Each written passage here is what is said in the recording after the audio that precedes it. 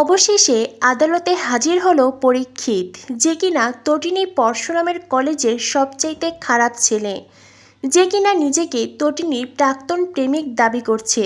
বন্ধুরা, পরশুরাম ধারাবাহিকের আজকের পর্বে দেখানো হয়েছে আদালতে তটিনীকে দোষী প্রমাণ করার সব রকম চেষ্টা করে বিরোধী উকিল। নন্দাকে জিজ্ঞাসাবাদ করা শেষ হলেই তটিনীর চরিত্র নিয়ে কথা বলতে শুরু করেন বিরোধী দলের উকিল। বিরোধী উকিল বারবার করে তটিনীকে সকলের সামনে চরিত্রহীনা প্রমাণ করতে চান, এমনভাবে নিজের বক্তব্য পেশ করেন যেন তটিনীর জীবনে তৃতীয় ব্যক্তি ছিল, আর সেই পরকীয়ার প্রেমিকের কারণেই তটিনী তার বর পরশুরামকে শেষ করেছে। এটা একটা ত্রিকোণ প্রেমের গল্প। বিচারকের সামনে এভাবেই নিজের বক্তব্য পেশ করেন তিনি। যদিও তটিনী বারবার করে চিৎকার করে বলেন, আমি চরিত্রহীনা নই, আর আমি আমার স্বামীকে ঠকাইনি, আমি আমার স্বামীকে শেষ করিনি, আমি আমার স্বামীকে খুব ভালোবাসতাম, আমাদের সুখী দাম্পত্য ছিল, আমার একটা ছেলে সন্তান একটা কন্যা সন্তান আছে, আমি কি করে আমার বরকে শেষ করব, প্লিজ আমার কথা বিশ্বাস করুন। কিন্তু শেষ অবধি বিরোধী দলের উকিল তিনি আসল সাক্ষীকে কাঠগড়ায় ডাকেন, যে কিনা তটিনীর পরকীয়া প্রেমিক বলে তিনি দাবি করেন। তার নাম পরীক্ষিত সেন, যে কিনা তটিনীর কলেজের সিনিয়র ছিল। তটিনীর সাথে তার ভালোবাসার সম্পর্ক ছিল। তাকে ঠকিয়ে তটিনী পরশুরামের সাথে সম্পর্ক গড়ে আর তাকে বিয়ে করে। ছাপোষা পরশুরামকে বড়লোক বাড়ির মেয়ে তটিনী বিয়ে করে কখনোই সুখী ছিল না। অভাব অনটনের সংসারে একসময় পরে তটিনী হাঁপিয়ে উঠেছিল, আর যার কারণেই আবারও সে তার প্রেমিকের সাথে যোগাযোগ করে আর শেষ করে দেয় পরশুরামকে। এমনই এক বক্তব্য পেশ করে উকিল, আর তারপরেই সেখানে হাজির হয় পরীক্ষিত সেন, যাকে কিনা আগে থেকেই দেখছে পরশুরাম। পরীক্ষিতকে দেখে পরশুরাম চিনতে পারে পরীক্ষিত হলো কলেজের সবচাইতে বাজে ছেলে। সে সময়ে সে তটিনীকে দুই একবার প্রেমের কথাও বলেছিল, যদিও তটিনী কখনোই তাকে পাত্তা দেয়নি। সময়ের ব্যবধানে পরশুরামের ভালোবাসা আর তার সংসারে তটিনীর জীবনে সেই সব অতীত এখন ঝাপসা। পরীক্ষিতকে দেখেও তটিনী প্রথমে চিনতে পারেনি। বারবার করে অতীতের কিছু দৃশ্য কিছু কথা ঝাপসাভাবে তার মস্তিষ্কে ঘুরপাক খেতে থাকে। আর তারপরে একটা সময় পরে তটিনী বুঝতে পারে এই ছেলেটার নাম পরীক্ষিত, যে কিনা কলেজে তটিনীকে একবার প্রপোজ করেছিল। আর সেটা মনে পড়েই তটিনী অবাক হয়ে যায়। এত বছর পরে সেই ছেলে যে এইভাবে তার জীবনের কালো অধ্যায় হয়ে ফিরে আসবে, এটা তটিনী কখনোই কল্পনা করেনি। এরপরেই পরীক্ষিত কাঠগড়ায় দাঁড়ায়। বিরোধী দলের উকিল পরীক্ষিতের নাম জানতে চায়। পরীক্ষিত তটিনীর দিকে তাকিয়ে বলে, আমার নামটা কি তুমি বলবে নাকি আমি বলবো? তটিনী অবাক হয়ে বলে, পরীক্ষিত? বিরোধী দলের উকিল তখন বিচারককে বলে, মাই লর্ড, আপনি নিশ্চয়ই বুঝতে পেরেছেন তটিনী গাঙ্গুলির স্মৃতি ফিরে এসেছে। উনি চিনতে পেরেছেন, আর উনি ওর নামও বললেন। এনার নাম পরীক্ষিত সেন, যার সাথে কিনা তটিনী গাঙ্গুলির প্রেমের সম্পর্ক ছিল। এরপরই পরীক্ষিত একে একে তার বক্তব্য পেশ করে।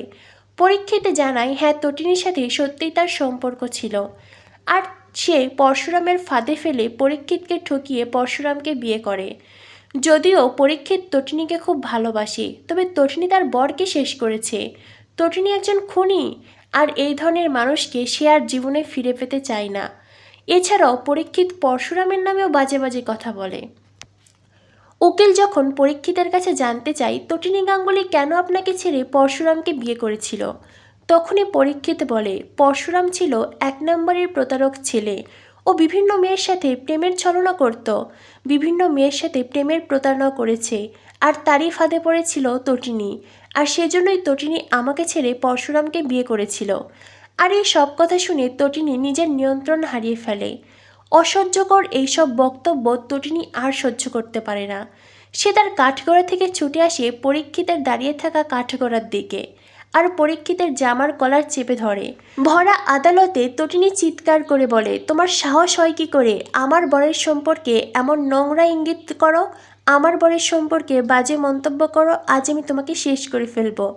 পরশুরাম আড়ালে দাঁড়িয়ে সব কথাই শুনেছে, আর তটিনীর এই সব কাণ্ড দেখছে। পরশুরাম বুঝতে পারছে আজ তটিনী কতটা অসহায়, তবে সে সামনে আসছে না। কারণ তথ্য প্রমাণ জোগাড় করতে শত্রুদের শাস্তি দিতে তাকে আড়ালে থাকতে হবে। ভরা আদালতে তটিনীর এমন আচরণে বিচারক খুব রেগে যান আর নন্দিনীকে বলে, আপনি আপনার ক্লায়েন্টকে সামলান, নইলে আমি ওনার বিরুদ্ধে অ্যাকশন নিতে বাধ্য হব। নন্দিনী তখন তটিনীকে শান্ত হতে বলে আর তার পাশে বসতে বলে। তটিনী বলে, বিশ্বাস কর দিদি, ও সব মিথ্যে কথা বলছে, সব বানিয়ে বানিয়ে বলছে। আমার বর অত্যন্ত ভালো একজন মানুষ, অত্যন্ত ভালো একজন স্বামী, অত্যন্ত ভালো একজন পিতা। সে কিছুতেই কারোর সাথে কোনো প্রতারণা করেনি, সে কখনো কারো মনে আঘাত দিতে পারে না। ও বানিয়ে বানিয়ে কেন এসব কথা বলছে? তটিনীর অসহায়ত্ব দেখে বলরাম মায়ার চোখের কোণে জল আসে। অন্যদিকে কর্ণ চ্যাটার্জির সৌরভ তার মিটমিট করে হাসছে। আর এদিকে নন্দিনী বিচারকের কাছে আরও এক ডেট চায়, তথ্য প্রমাণ আর সব কিছু জোগাড় করার জন্য। বিচারক নন্দিনীর কথা অনুযায়ী আরও একটা ডেট দেন আর আজকের মতন আদালতের কার্যক্রম এখানেই শেষ হয়ে যায়। বিচারক ওখান থেকে চলে যায়, একে একে সবাই ওখান থেকে বেরোতে থাকে। তখনই পরীক্ষিত তটিনীকে বলে, কি করে পারলে নিজের বরকে শেষ করতে? তটিনী, আমি তো কখনোই আর তোমাকে আমার জীবনে ফিরিয়ে নেব না, কখনোই না। তোমার মতন একজন অপরাধীর সাথে আমার আর কোনো সম্পর্ক নেই। আসলে তোমার নৈতিক কোনো শিক্ষাই নেই, তোমার কোনো বিবেক বিবেচনা নেই, তুমি অত্যন্ত খারাপ একজন মানুষ। তটিনীকে যখন এই বাজেভাবে আক্রমণ করে পরীক্ষিত, তটিনী আর নিজেকে নিয়ন্ত্রণ করতে পারে না। তটিনী এক ধাক্কা দিয়ে নন্দিনীকে ফেলে দেয় আর পরীক্ষিতকে সপাটে চড় দিতে থাকে। একের পর এক চড় দিয়ে পরীক্ষিতের দুই গাল লাল করে দেয়। এরপরেই তটিনী বলে, আর একটাও বাজে কথা বলবি না তুই আমার সম্পর্কে আর আমার বরের সম্পর্কে। নন্দিনী কোনো রকমের তটিনীকে সামলে নেয়। কর্ণ চ্যাটার্জি তটিনীকে শান্ত হতে বলে। এরপর তটিনীরা বাইরে এলে প্রেস মিডিয়া তটিনী নন্দিনীকে ঘিরে ধরে। কোনো রকমে বলরাম মায়া তাদেরকে নিরাপদ জায়গায় নিয়ে যায় আর প্রেস মিডিয়াকে এড়িয়ে চলে। এরপরেই তটিনী বাড়িতে ফিরে আসে। বাচ্চাদের নানান প্রশ্নের সম্মুখীন হতে হয় তাকে। লাট্টু পিকো তটিনীর কাছে জানতে চাই, মাম্মি তুমি কোথায় গিয়েছিলে? তটিনী বলে, আমার একটা কাজ ছিল। তখনই পিকো বলে, তুমি তো আদালতে গিয়েছিলে মাম্মি, কেন গিয়েছিলে আদালতে? বাচ্চাদের এমন প্রশ্নে তটিনী খুব বিরক্ত হয়ে যায়, অসহায় হয়ে চিৎকার করে কাঁদতে থাকে আর বাচ্চাদের চুপ হতে বলে। তখনই তটিনীর ফোন বেজে ওঠে। পরীক্ষিত আবারও তটিনীকে ফোন করে মানসিক চাপ দেয়। পরীক্ষিত বলে, আমি তোমাকে খুব ভালোবাসি, তোমার আর তোমার সন্তানের দায়িত্ব আমি নেব। তটিনী, তুমি কোর্টে সবার সামনে আমায় অস্বীকার করলে কেন? তুমি কি এখন আমাদের প্রেমটাকে গোপন রাখতে চাইছো নাকি? আগে বললেই পারতে, তবে আমিও আমাদের প্রেমটা গোপন রাখতাম। পরীক্ষিতের কথা শুনে তটিনী খুব বিরক্ত বোধ করে আর রাগে জেদে ফোন ছুঁড়ে ফেলে দেয়। তখনই কর্ণ চ্যাটার্জি পরীক্ষিতের সামনে দাঁড়ায়। পরীক্ষিত কর্ণকে বলে, আমার টাকা? কর্ণ বলে, সামান্য ও কটা টাকা নিয়ে কি করবে? আমার কথা মতন কাজ করো, আমি তোমাকে আমার বিজনেসের পার্টনার বানিয়ে দেব। তখনই কর্ণের ফোন বেজে ওঠে। পরশুরাম কল করেছে। পরশুরাম কর্ণকে বলে, আমি একজন আপনার শুভাকাঙ্ক্ষী বলছি। পরীক্ষিত সেনকে জানিয়ে দেবেন যে কোনো মুহূর্তে উনি ইনকাউন্টার হতে পারেন। আর হ্যাঁ, শিবপ্রসাদ গাঙ্গুলিকে তিনবার চেম্বার চালিয়ে আপনারা শেষ করেছেন। সেই 3টে গুলি এখনও আমার কাছে আছে। তবে আপনারা হলেন 4 জন, আপনি, সৌরভ আর অন্যদিকে বিজিত লাহিড়ী ওরফে বিজন লাল, আর এখন পরীক্ষিত সেন। কখন কে আগে যাবেন আপনারা টেরও পাবেন না। এই বলে পরশুরাম রহস্যময়ী কথা বলে আর ফোন কেটে দেয়। পরশুরামের কল পেয়ে কর্ণ চ্যাটার্জি গভীর চিন্তায় ডুবে যায়। তটিনী বুঝতে পারে চারদিক থেকে শত্রুপক্ষ তাকে ঘিরে নিয়েছে আর এই ষড়যন্ত্রের জাল ছিঁড়ে সে কী করে বার হবে সে জানে না।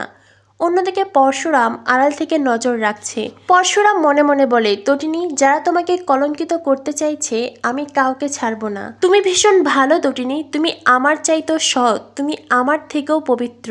আর যারা তোমার দিকে কাদা ছুঁড়ছে আমি তাদের এই নোংরা হাত ভেঙে দেব। বন্ধুরা, বুঝতেই পারছো, একদিকে অসহায় তটিনী, অন্যদিকে রাগে জেদে ফুঁসছে পরশুরাম। অধর্মের বিনাশ করে পরশুরাম কি পারবে সত্য প্রতিষ্ঠা করতে? পরশুরাম কি পারবে তটিনীকে নির্দোষ প্রমাণ করতে?